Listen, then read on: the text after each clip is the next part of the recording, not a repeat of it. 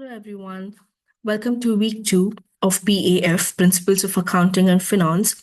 So, in this summary video about lecture two, we are going to discuss about the presentation of financial statements, part one. The learning outcomes of today's session are we are going to understand what are the different types of financial statements and how we are going to prepare those financial statements using IFRS, which is International Financial Reporting Standards. Also, you're going to understand in detail what are the elements of income statement, like what is revenue, what are expenses, gross profit, operating profit, and net profit. Okay, so before we get into the lecture, what do you understand from the term financial statements? These are the statements which will help to communicate about the business's financial performance and position to all the stakeholders. And also, the financial statements will help you to keep a track of your business performance over time.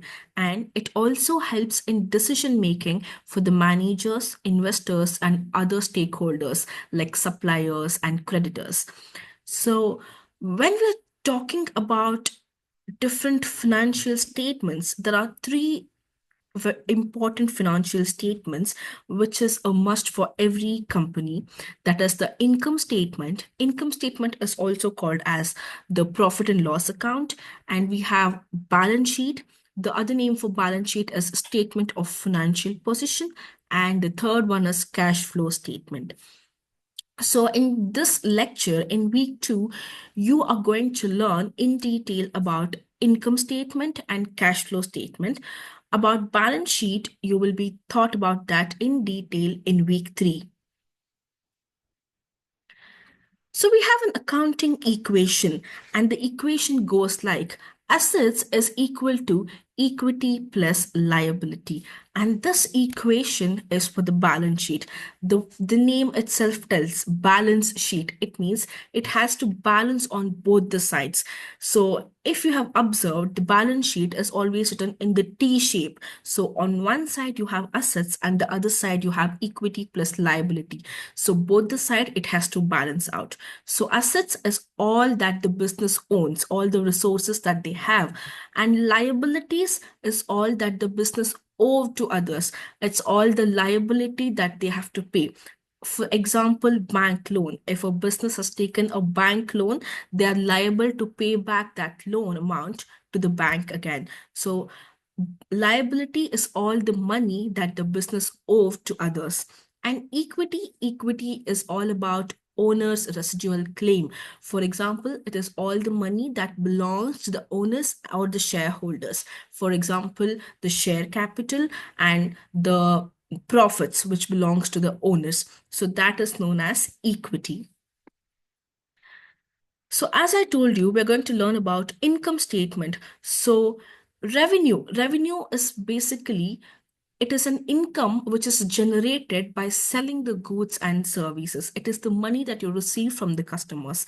And expenses, it is the cost you have incurred as a business to generate that revenue. Yeah.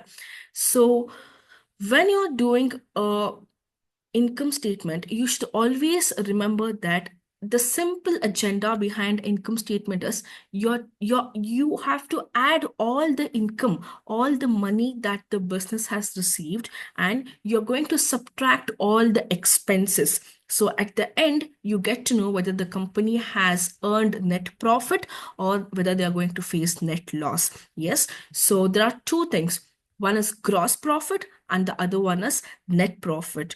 So just like how you distinguish between your gross salary and your net salary, the gross salary is something that you receive before paying taxes or insurance, and the net salary is after tax, right? In your personal life, the same thing goes for business also.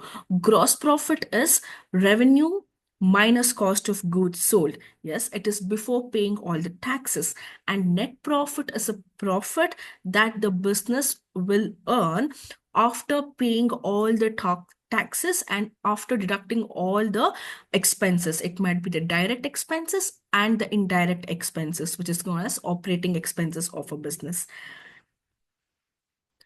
So here is the format of balance sheet. You can go through the balance sheet in detail. We have another typical, I'm sorry, here is the format of an income statement.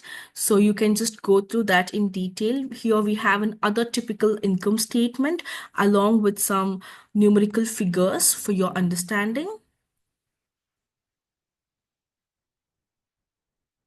The next important topic I want to discuss is about depreciation. So, what do you understand from the term depreciation? You can look at the image here. So, what does that tell? So, depreciation means it is basically a decrease in the value of an asset, basically fixed assets over a period of time because of wear and tear of the asset. So, as you all know that the value of fixed assets, it might be the plant and machinery, it might be the furnitures, the vehicles used for business, all these value, they decrease, they decline in the value over a period of time due to the wear and tear of the asset. So when you're doing the depreciation, there are two types of, or there are two methods in calculating depreciation for the assets. One is straight line method and the other one is reducing balance method.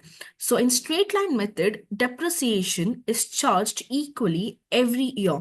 But in reducing balance method, depreciation decreases over time. Okay, so it's not the same value charged every year. That is about reducing balance method. So next we have statement of cash flows. So to tell you in simple, a statement of cash flow is all about cash inflows, okay, and cash outflows. Inflows means all the receipts that the business is receiving and all the payments that the business is paying, okay, over a specific period of time. So there's a formula for doing the statement of cash flows. It is all about cash receipts minus cash payments. So you get to know what is the net cash held with the company at the end of the accounting period. Okay, so we do this cash statement because it helps the company to assess what is the liquidity position of the company.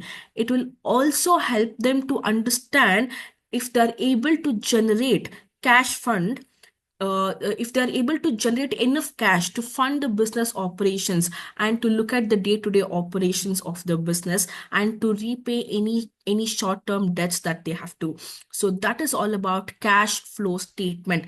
The cash flow statement is used to record all the cash receipts minus cash payments to get to know what is the net cash remaining at the end of the accounting period with that particular company to understand the liquidity position of the business. So this is about, so you have an example of cash flow statement also here. So you can go through the example. If you have any further doubts, you can talk to your lecturer and get it clarified. And please do not forget to do the pre and post class activities along with the workshop during your lectures. Thank you so much.